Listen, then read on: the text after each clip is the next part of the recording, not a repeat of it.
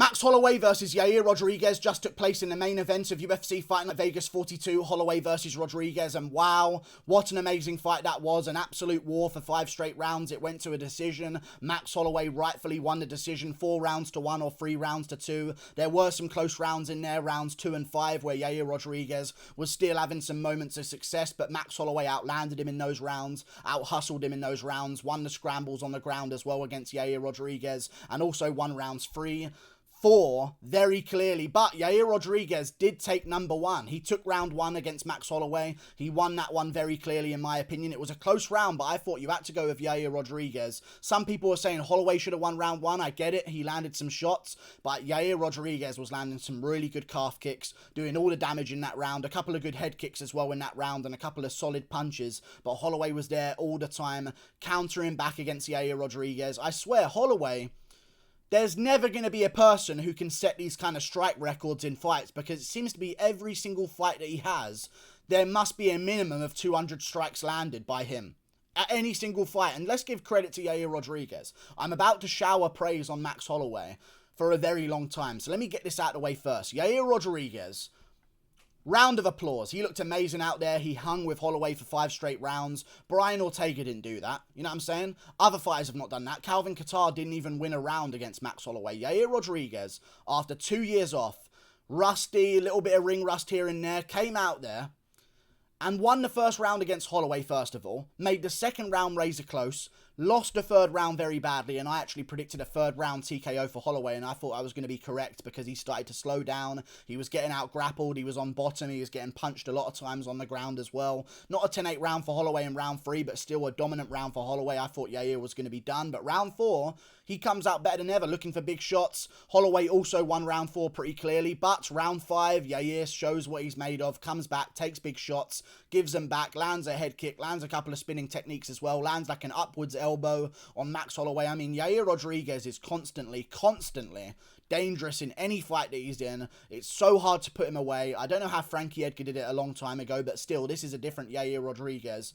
Man, what an amazing performance. Dominance from Holloway in certain rounds, but Yair Rodriguez would make other rounds very, very close. Very great performance from both of them, though. And man, Yair Rodriguez, I know I shouldn't be really praising the loser of this, but it's hard not to, because the guy broke his foot in round 2.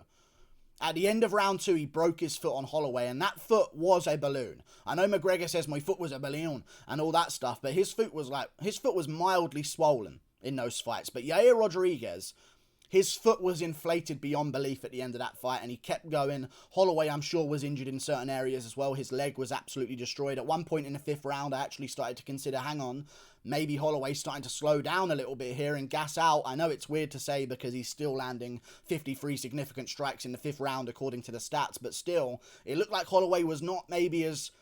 He couldn't pour on the pressure the way he could against Calvin Kattar, because Yair Rodriguez invested so hard and so early in those calf kicks that Holloway was having trouble walking in certain moments of the fight.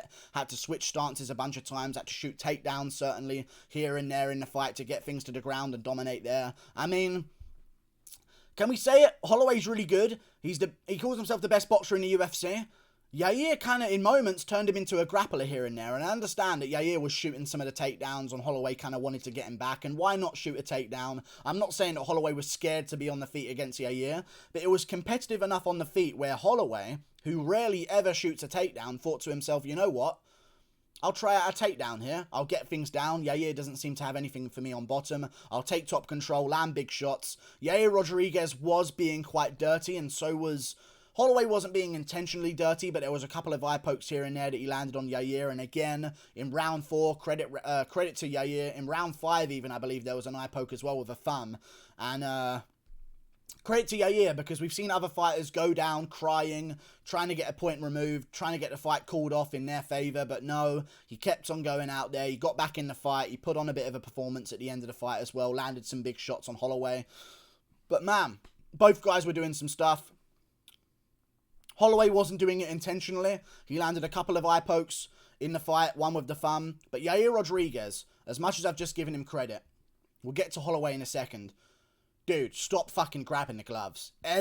Honestly, I think Holloway would have finished him in that 3rd or 4th round on the ground, because Yair Rodriguez had his fingers in the gloves of Holloway on the ground, like non-stop in some moments of that 4th round or 3rd round, whenever they were on the ground for a long time, Yair would just hold onto the glove, dig his fingers in on the blind side of the referee, and Holloway just couldn't really get off ground and pound because Yair was grabbing the gloves. Then Yair would sort of work his way back up to his feet, and you can still see him grabbing the glove and using it to his advantage, but still, I guess you got to do stuff to work out there, and it made it a great fight anyway. And Yair Rodriguez was very hated before this fight, I believe. Not a lot of people like Yair's attitude, not a lot of people like his inactivity, certain things that he says as well, certain ways that he behaves after the Stevens fight the first time when there was an eye poke and he was a bit attitudey. Afterwards, he got angry at Bisping at one point, not in this fight but before, got very angry at Bisping for no fucking reason after a fight as well. People don't like Yair dodging USADA suspensions last year, dodging USADA tests, last year, and getting a USADA suspension because of it. I mean, he looked great out there. Maybe he was on EPO, because he's had those skipped tests last year, but solid performance. But Holloway was just too much. Holloway's bodywork, amazing. The oblique kicks, amazing as well. They were really messing up Yair Rodriguez. Rodriguez was go to like posture for a kick, land a head kick, maybe a body kick, and before he could do it, Holloway would just stomp out his knee, make him regret it.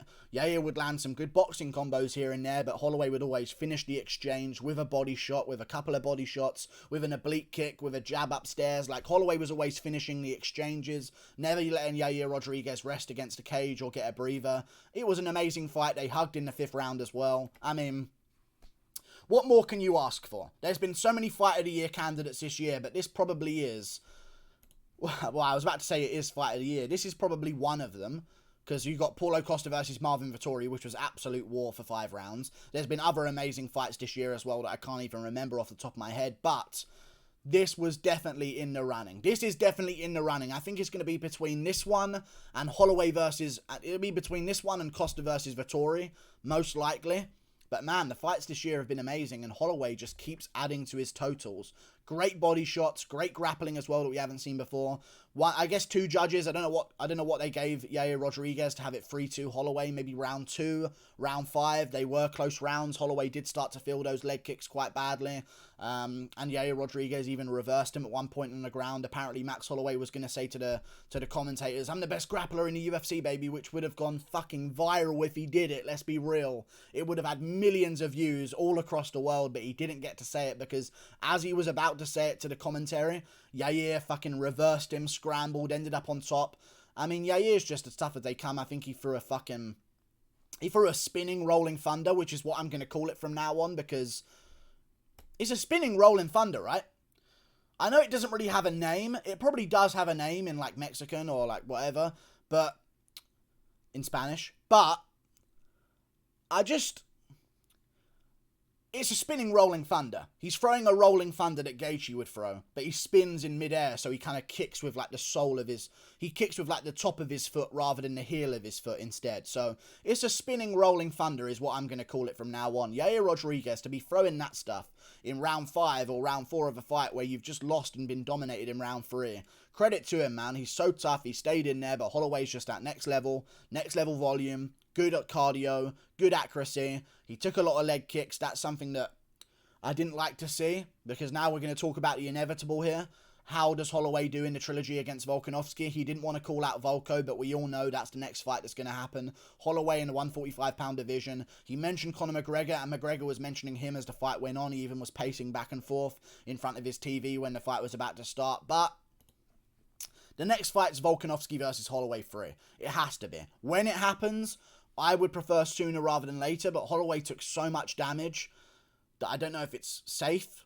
But, like, give him 8 weeks, let him have Christmas and New Year's, and then let's get him right back in there in the new year. Maybe around March, April, something like that. I was thinking February for the Adesanya card, and if they can still do February, Max Holloway, I beg of you, if you're watching this right now, how's it going? And thank you for winning the fight, because I picked you to win. But if you're watching this right now, please try and turn around for February. That is the perfect co-main event of the Adesanya-Whittaker 2 card. Rematch of the 2 best guys in the division at middleweight by far. Let's be real. Then you've got the rematch of the 2 best guys in the featherweight division by far. Both guys are CKB.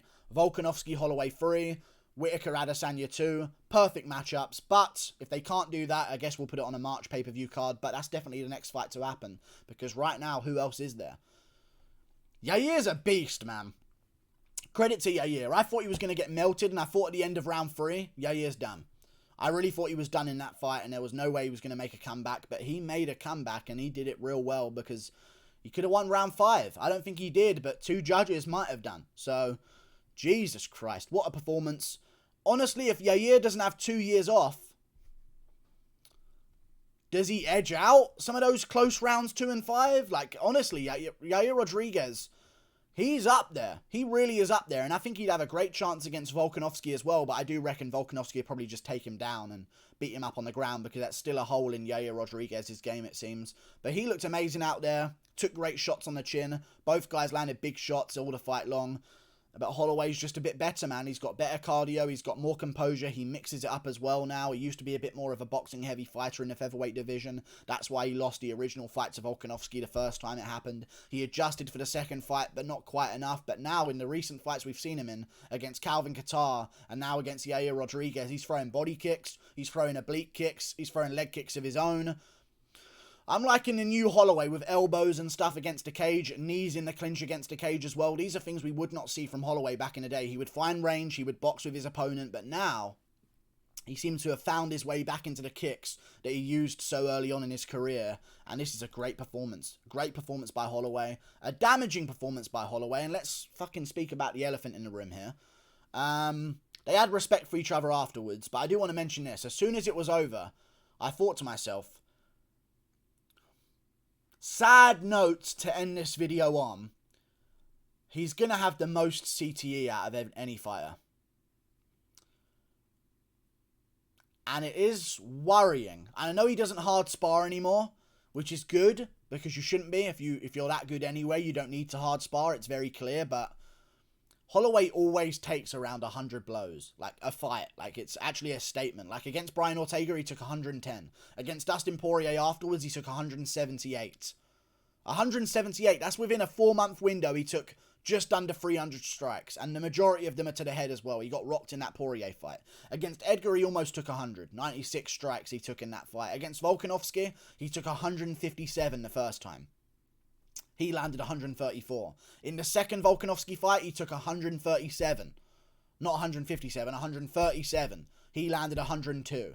In the Qatar fight, Qatar, despite being landed on with 445 fucking punches from Holloway, Qatar landed 133 strikes. Majority of them were to the head. Yair just landed 159. I love watching Holloway fight, but there is this guilty feeling inside where I'm like, I'm being entertained by this, but I know where this ends. He's got to stop getting into these wars all the time. Not even wars, just long duration fights. Like, I actually don't understand how he can't finish fights. At one moment, I thought he was going to get a finish in the third. At one moment, he even had a guillotine on Yair, but Yair just doesn't fucking give up, I guess. Because he was in a guillotine. It was fucking deep. So deep that Yair even bailed out to fucking ground. Like, he just rolled over, followed the guillotine, and just ended up on the ground with Holloway just to escape it in mount. Like, Holloway took mount from that position as well, but Yair just was refusing to give up. He gave a great showing for himself. I don't know what's next for both of these guys. I know what's next for Holloway. It's the Volkanovski fight, but for Yair Rodriguez, stay more active. Of course, take some time off. Maybe come back in, like, April, early April, something like that, on a fight night main event against Brian Ortega, who also needs a lot of time off after the Volkanovski fight. So, both of them get a lot of time off. Yair Rodriguez, Brian Ortega. We match them up together, because I believe, even though Yair Rodriguez is not that highly ranked now, he's probably going to drop down those rankings. He deserves a jump up still after that performance. Brian Ortega, Yair Rodriguez, 5-round main event of a fight night at the start of April, end of March maybe at best. We'll see how it goes there, but that's a great matchup, great tournament between the two of them. And now Volkanovski versus Holloway 3. I think Volko still beats him. I think he does. I think Volko, he's not taking the damage that Holloway's taken in these two fights that Holloway's had. Holloway's going to be more active, but also active with damage previously in his last fight against Yair. Holloway didn't seem to address the kicks of Yair, and Volko loves those calf kicks. It's what he used on Holloway twice in their fights. Volko's improved his grappling massively, and I think that he's going to utilise that on Holloway quite a bit after those calf kicks. I mean, it's going to be a great fight, I'm sure, but I'm still leaning Volko right now. We'll see how it goes. Great matchup though. Amazing performance. Like and subscribe. Thank you for watching. Click that button up there. Toodle pip. I'll see you later. Goodbye.